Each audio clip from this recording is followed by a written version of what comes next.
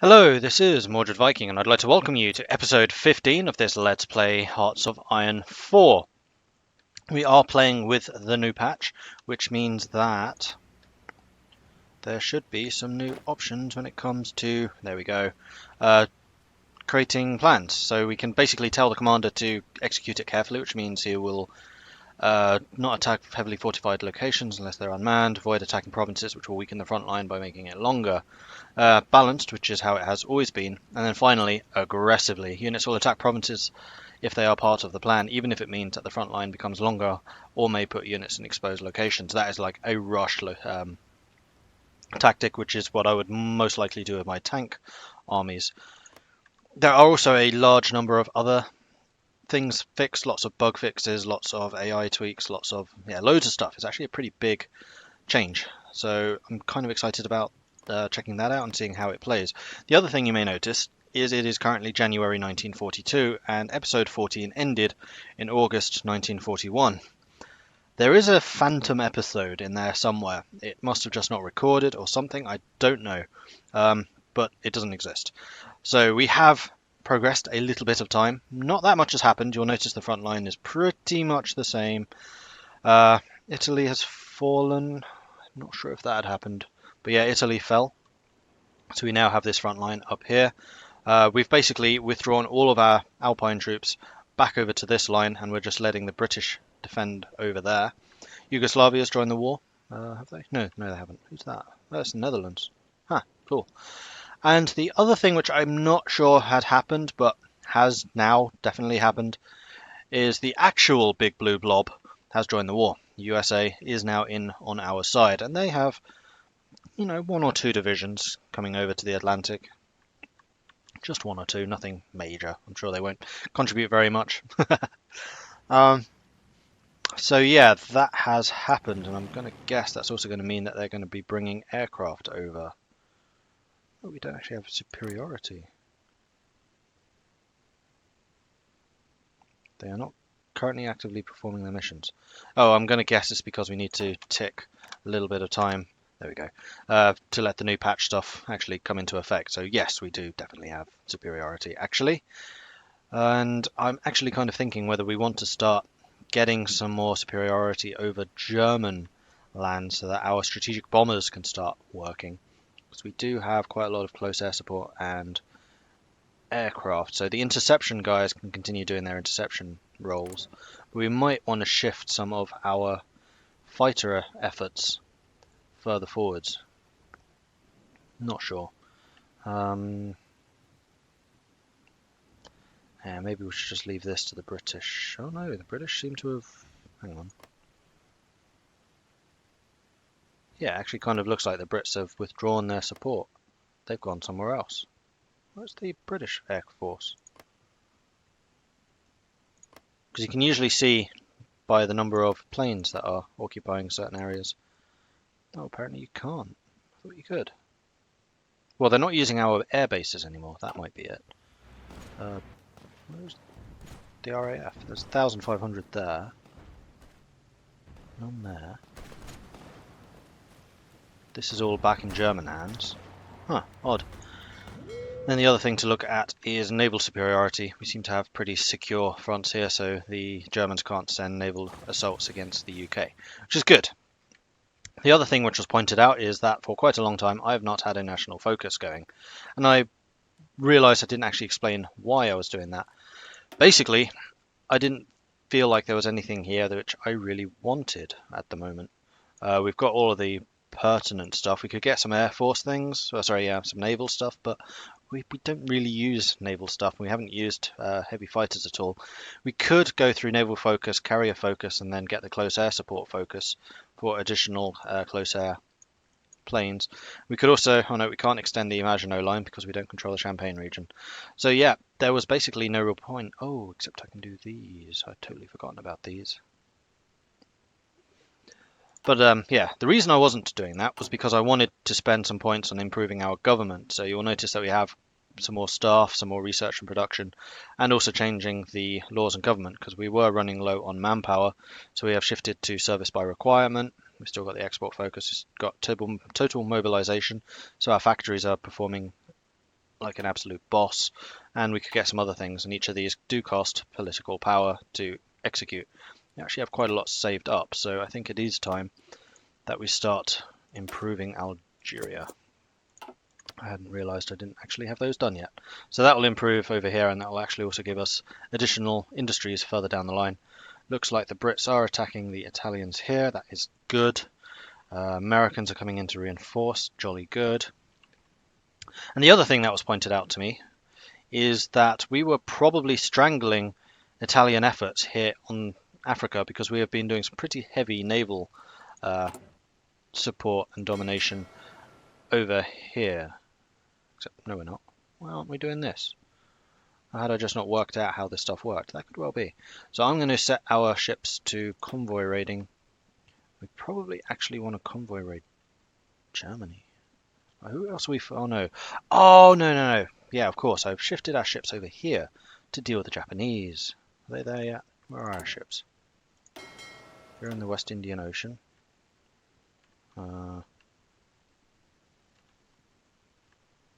Somewhere. But they do have their orders and they're on their way over here somewhere. And we can...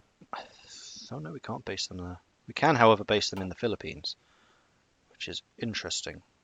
Now that the Americans have joined, they brought the Philippines with them because they're a puppet. So yes, I'm going to send our ships.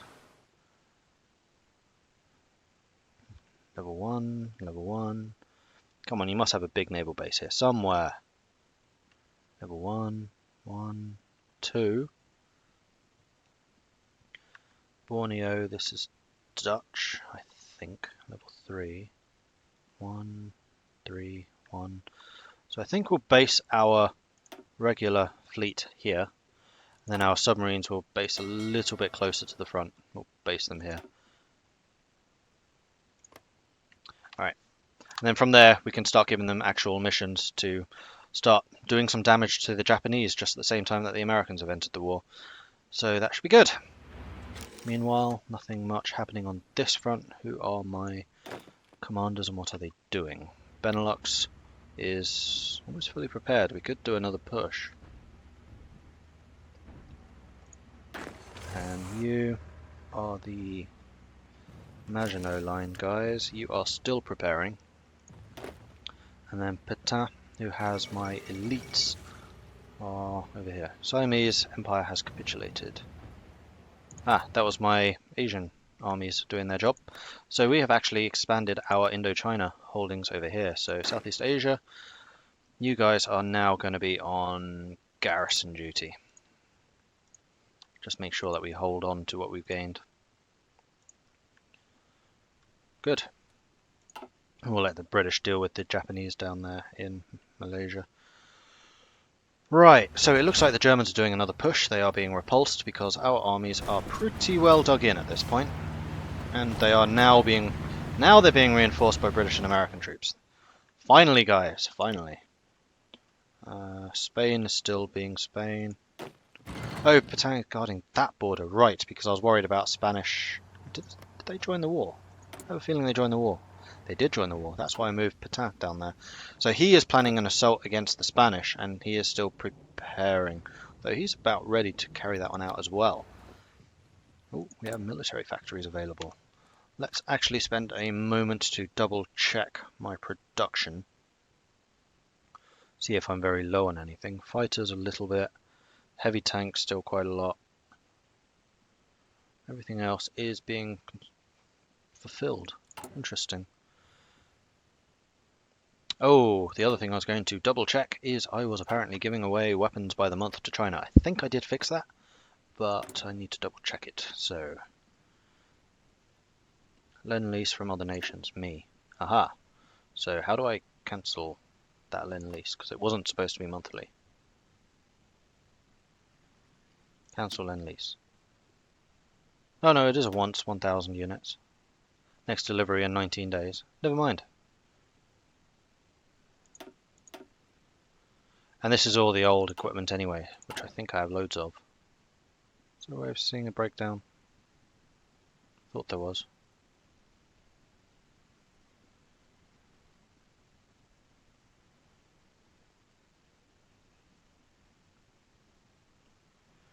Besides, we have 23,000 of them in storage. They're a way of... Ah, here we go. Weapon, basic equipment, 0. Oh no, weapons 1, we have 0. Oh no, we have 22,000. So yeah, just sending those to China is totally fine. And we have a very short deficit on the number of weapons 2 that we are producing, but we have quite a large deficit. So we may apply these additional factories to working on that. We've gained a lot of factories. Wow, Siam was apparently quite industrialized. Interesting. Yeah, let's grab some more infantry weapons and start producing those en masse. We'll just put them at the end of the line. We're currently bossing the close air support. We are getting... Oh, we need oil. That's fairly easy to acquire. The other thing is trade between Britain and France is really, really easy. I hadn't really made use of that. In fact, between France and the US is also going to be fairly easy because I'm fairly sure the Germans don't have many submarines. We need that. That didn't...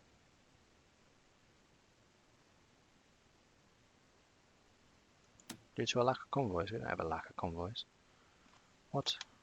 Oh, off they go. We still need more. Right, that's what I meant to do. Okay, and we have got a surplus in everything else. We should have a massive surplus in rubber now because we control more of Indochina.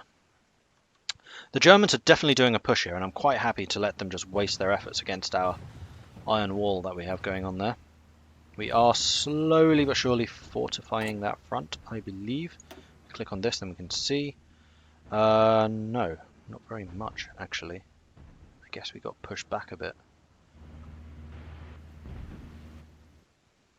Well, I'm going to just let them bleed themselves out against us, then they're not doing anything. We have another naval invasion going on over here by the Australians and the New Zealand, I guess that is. I think the next assault is going to be you. And I'm going to wait for this to be finished, because they're going to have a preparation of 125% bonus when attacking up to that line. Now, the preparation bonus does wind down over time, but it's still going to be pretty potent, and we can modify the government. One thing which was noticed during the Soviet game is that there are different levels of ability. So we've currently got our expert commando guy in charge. We have no genius, which is the top level. So it goes genius, expert, specialist. So we want one of the experts, possibly. Ground support. Fleet logistics, don't really need it. Screen attack defense, don't really need it. Capital ship, don't really need it. And it's only specialist anyway. Ace generation. Oh, we don't need any of those. Decisive battle. Capital ship and screens. Convoy raiding. Ground support specialist. Air reformer. Don't really need that. Naval research. Air research. We could do with that potentially. Or industrial. Oh, here we go. Yeah, we'll go for faster industrial research just so we can keep the industry churning stuff out and basically just dominating the Germans that way. And will we need more manpower? I think I'm going to save the rest of this political power in case we do need to switch manpower. Expeditionary force from Belgium, sure, I'll take those. And we probably do have a number of troops to give out, only a few. So we'll select those 2 Belgians and we'll just apply them to the northern line. The Benelux. I'll call this the Centre Army just so I know exactly what's happening here. And then you are the Spanish. Under my best commander, de Gaulle. Alright, so it looks like they're probing here in this area as well, but that's all Alpine, so they're not going to get anywhere. They are still probing here, but all the green icons mean that we are winning, which is fine. Britain has called in Yugoslavia because they stupidly declared war on Yugoslavia. Just opening up a longer front against us, Germany. What are you doing? Fall of Hong Kong. The troops from the Empire of Japan have captured the British Crown colony of Hong Kong. Interesting. So the Japanese are doing a counterattack down there. And we have got anti-tank upgrades. Marvellous. So we could upgrade our anti-tank further. I'm not sure how much we're actually using them, though, because we have the heavy tanks. Speaking of tanks, are there any more designs for us? It is now 42. We would be ahead of time going for these guys, so I'm not going to bother with that. Any upgrades here?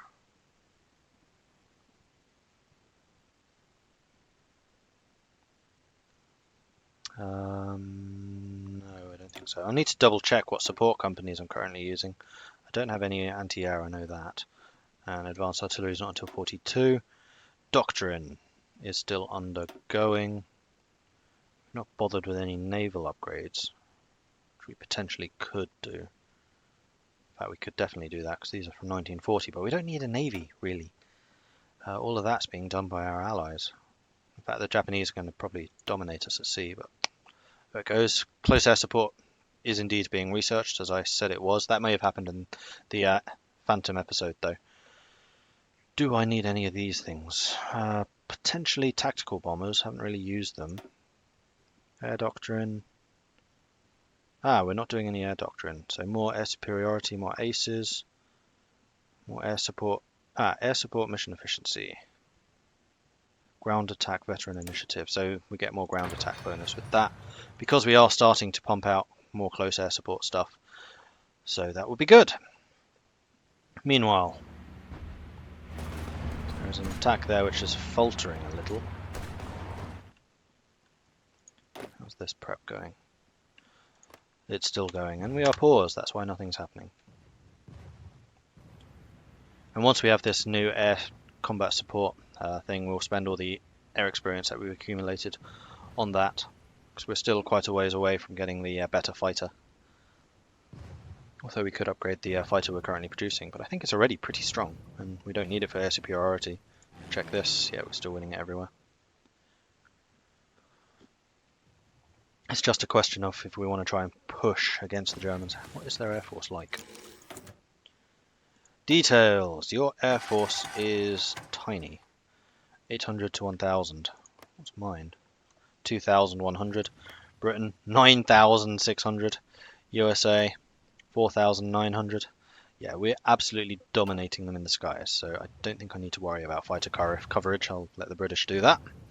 And we'll just do the close air support so that we can get maximum efficiency out of our frontline troops, because we are the ones who are holding the front. There we go, we are now winning that. Are we ready yet? Does it tell me when they're due to be ready? No. Alright, continue. Meanwhile, how's Yugoslavia doing? Yugoslavia is falling slowly, but the British have got a huge army here already. Wow, you responded really quickly to that. Well done, Britain. That's because you've stripped your defences from here.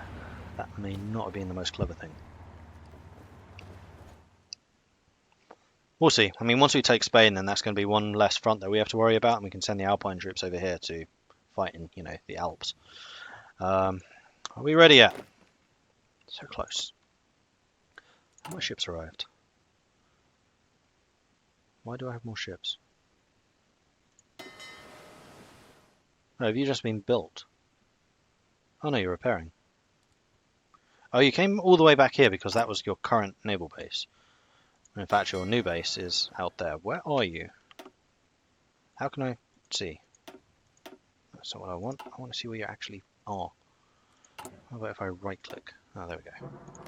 Okay, you have finally reached the Philippines, so we are going to set you up with a convoy raiding. I want you to raid convoys here, so we can hit any supplies coming to Manchuria and the coast of China. Meanwhile, I want you, being cautious, to start hitting Japanese shipping in this area. And then after we've secured this area, we'll start pushing up. But I'm kind of expecting there to be a lot of island fighting going on right now between Japan and the US. And I don't want to get too heavily engaged there. Getting low manpower warnings now, but I'm not too concerned about it. Are you ready yet? I'm going to say you're ready. Go. We're going to keep it on balanced. We don't want to be pushing too hard, nor do we want to be too cautious. We're just going to push as much as we can. If we were attacking, say, on this front, then we may well do it cautiously, so we don't get caught out of location. What's German industry like these days? 121 to 149 military factories, 144, 176 civilian, 82, 50. Okay, they are dominating us industrially now. Am I still building industry? Yes, good. And defences and repairing, though repairs don't take very long. And they're still pushing over here, so we're just draining them of manpower right now. Far more than they are us. In fact, we haven't really looked at any of these overviews, so let's take a look now. So you can see here that the divisions that are in the fight. Because all of our divisions, I'm going to pause that so it doesn't keep disappearing, have a weight of 20. So because we have a combat width of 80, that means we can get 4 divisions in. Well, the Germans, currently this division is worth 18, so it's actually a little bit under strength. You want your divisions preferably to be at 20, because the combat width is usually going to be around 80, but it can really be any multiple of 5, 10, or 20 to get to that stage. You don't really want odd numbers between that. You'll just waste space. 80 is always the maximum. If we had one unit which was 22, then we would be fighting with 3, not 4. And bloody hell, defense 1000. That's the French defense right there. It's ridiculous when you actually get dug in with infantry and stuff. And it has heavy tanks. 0 of 1 enemy division can pierce this division's armor. They don't have sufficient attacks to pierce our heavy tanks. Although only one of them seem to have that, or maybe it's only those 2 fighting. That could well be. Anyway, so how does this thing work? It gives you the statistics here. So we have currently got air superiority. This is their penalties against them. And we have got a decryption advantage because we have better decryption technology than their... Sorry, we have better decryption than their encryption. So we can get a better idea of their plans before they enact them. And therefore we get a bonus to the tactics. And tactics are chosen by your commanders, and there are different counters and abilities between them. So currently, Gerhard von Rundstedt is doing an unexpected thrust, which is giving them a plus 15% tactics movement, and attacker tactic damage plus 15%. Their divisions are doing 15% more damage in attack. Meanwhile, we're doing a backhand blow, which is tactics movement minus 30%. I have no idea what that means. Attacker tactic damage, they get minus 20%. Damage, and I'm going to guess that's because backhand blow actually counters the unexpected thrust. And then we get a 25% defender tactic damage, which basically increases our own damage by 25%. So Maurice Gamelin is definitely beating Rundstedt right now tactically in this area, probably because of the encryption, but also because he's got good reconnaissance, because we have a reconnaissance support group in each of these armies. Wow, we're getting 41% entrenchment bonus. 49 for them. 59 for them. Okay. And then you can actually see the traits of their commander. So Rundstedt is actually max entrenchment plus 30%. He's a defender, not an attacker. Oh, and he's an attacker. Own combat with minus 10%, which is why this group is probably underweight. It would be 20. It's losing 2, which is 10%, which is 18. So that's how that worked. Logistics wizard, because he is a field marshal. I think that's only actually available for field marshals. There are different traits available for field marshals and generals. In fact, Gamelin's also a field marshal, so he gets 20% less supply consumed, and he plans 10% more quickly, and quite a few of the Germans get that. It's kind of their blitz doctrine. We have offensive doctrine because he was in command when we were actually pushing back against them, which is a bonus to combat width, which is why we have a 57 there instead of the 20, 40, 60, 80 that we should have. He's an old guard, which is a bad thing, which means that he gains experience 25% slower. However, he does get a +1 max entrenchment, which is why I do have some of the old guard here on the front line. And then he has the defensive doctrine trait as well, which increases entrenchment by 30%. So these guys are really hard to take. Then we have the stats here. So he has got a soft attack of 21. That's the damage that they do against infantry units. That's all of these guys. He has a hard attack of 4, which is the damage they do to tanks and things. And then a breakthrough of 6. So that's basically their attacking strength, which is used against my defense strength. That's my how dug in I am. Then that's my soft attack, so that's how much I damage their infantry. My hard attack, which is high because I have a bunch of heavy tanks clearly in that division. These 3 don't have them for some reason. I'm going to guess it's just because we're short on them. And it's nighttime, minus 50% to everything. Including defense? No, not including defense. So hopefully that's a bit of a a breakdown of how that works. And now if we go into each of these different battles, you'll see the tactics are different. So here, he's using an unexpected thrust, and we are countering with an elastic defense, which decreases tactics movement by 25%, decreases the attacker tactic damage, so they're doing less damage, so it's actually nullifying their bonus. And then we get a damage bonus of 10% because we're countering there. And then up here, shock. This tactic has been countered, so I'm going to guess that we get some kind of bonus. So they're doing the shock, however we have ambushed. And our ambush is giving them a damage penalty of 25%. We have 1,300 in defense in this regiment here. And oh, he's a different commander, so that's a Dutch guy? No, sorry, that's a Yugoslavian. Sorry, I should know my own flag, bloody hell. And then you can click on this tactics list and it shows you all the different tactics, whether it's close combat, whether it's ranged. I don't think it tells you what it's countered by, which is unfortunate. And then the red ones are obviously offensive tactics, that's these ones, and then the defensive ones would go on that side. And the one little extra here is attacking from multiple directions. Every different direction that you attack from increases the combat width, which is actually helping us because it means that we can pile in more troops into the defense here. So we have 106 combat width for the defenders against only 52 for the attackers. So that's why we're going to win there rather easily. So they're probably attacking us from here and here. So when you have bulges like this, if you attack from multiple directions, you get massive combat width bonus and can really bring in large numbers of troops, which is why you want to kind of surround and then squeeze when you are attacking. Or even better, surround and then cut off from behind. And then when you do attack from literally an encirclement, they have nowhere to run, the unit's destroyed. How are we doing here? So we've got the multiple group here, we've got the multiple attacking here, so these ones with the swords, those are all supporting the attack, while this guy is actually advancing. Now support is basically the way you just sit in that province. You're still attacking, but you won't move when that province falls. Only these guys will. Meanwhile, these guys are just defending to hold the line, so we're holding the line over there, while we're pushing over on this side. Good.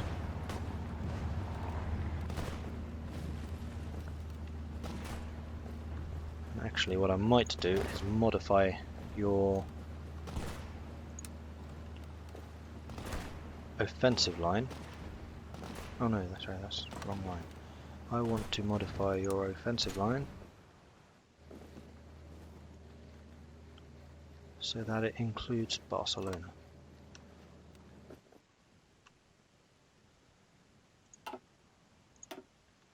Okay.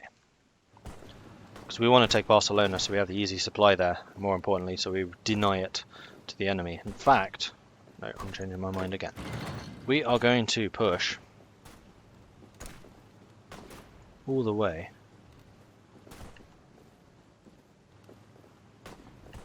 to that river. Because then we can just hold that river and defend from there.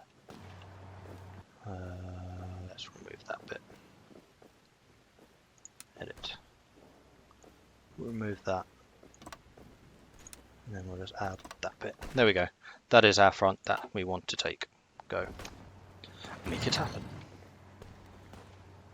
Because there are huge penalties for crossing rivers, and there is this nice river right there, which is going to be a very nice front line while we regroup, get our preparation bonus again, because as we're attacking, the preparation bonus will actually decrease.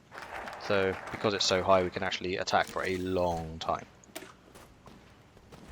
Okay, so we have got our free for infrastructure in Algeria. We're now going to get colonial industry, which increases builds 4 civilian factories in Algeria. Make it happen.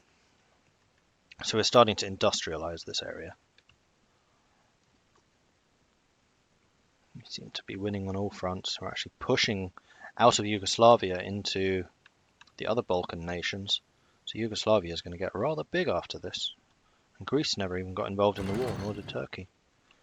The Soviets in? They're not, are they? Nope. So the Allies might well need to take down the Soviets after this. Because I don't think Germany is going to be able to. Germany is making another big push here. And actually they might get through this position. So what we may want to do is start shifting a couple of reinforcements in.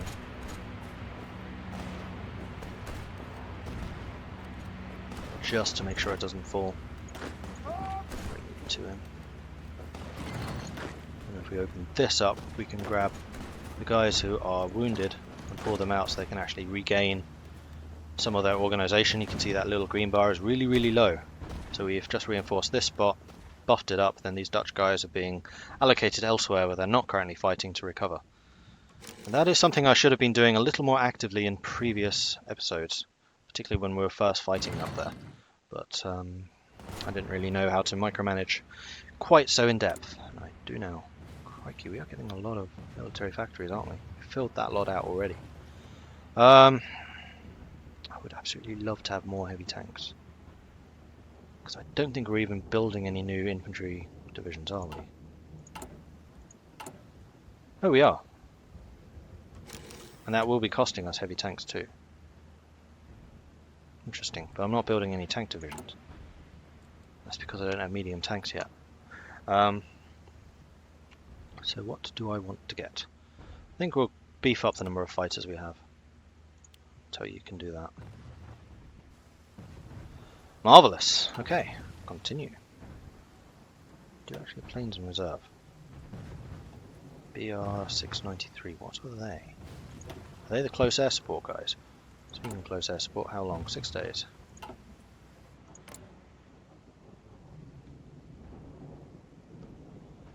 BR 693. We have a bunch of these now. Interesting.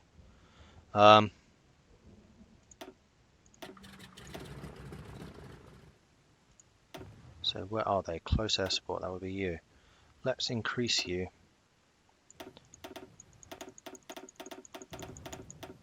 to about 600. Deploy them. Close that. Click on you. You only have fighters. Right, let's start adding some close air support to this guy too. Are you full? No, not even close. Add new air wing. We'll add 600. Whoops, not all of them. 600 close air support. We'll have you deploy here, where you are going to support our guys on the ground. Marvellous.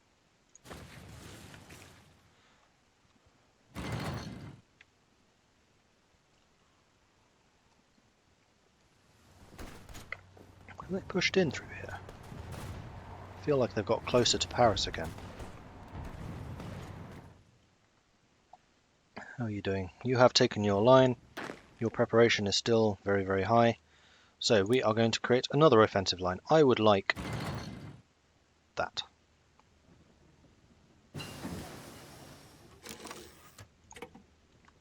Go ahead, you're ready. Well positioned to carry that one out. We have got research. That was our new close air support aircraft, which is lovely. We are going to take a look at air doctrine. We're already doing that. What year is it? 42. Ooh, we are really lagging behind on our radar. Let's improve that. And then we need to upgrade our air support. You. Close air support 2. Great variant. The Mark II. So, these guys will want more attack and more reliability so they don't get shot down as much. More engine and just a little bit more range. Mostly it's the attack though. We want them, they are close. They're there to support our attacking. Reliability is very low.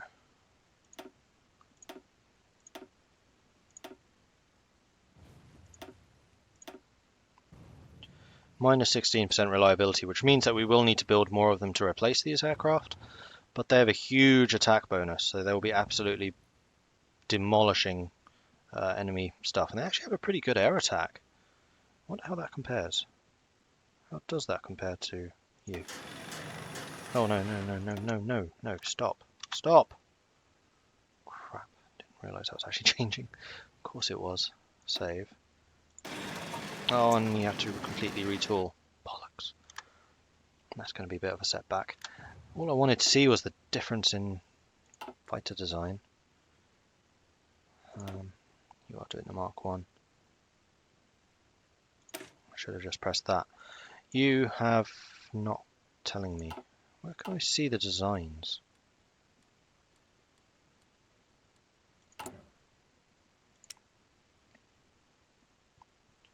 Oh, it just says there. Air defense 16, air attack 35. Air defense 20, air attack 16. So fighters are twice as good. So no, I don't want to kind of use them as a hybrid role. Good to know. I've just completely foobarred my production here.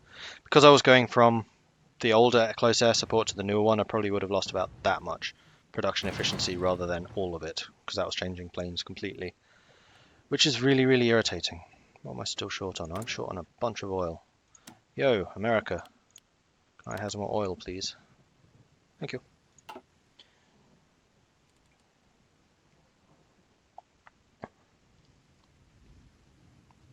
Ooh, and that is the end of this episode. Thank you very much for watching. I hope you are enjoying this series. If you are, then please do hit that like button. And if you haven't done so already, then please do subscribe. It really does help this channel out tremendously. If you have any tips or advice for me, then please do leave a comment in the section below. I have been enjoying hearing back from you guys, and we have quite a lively comment section. And your tips, as you have seen from this episode, are very, very much appreciated, and I do act upon them where I can. So thanks again for watching, and I'll catch you next time.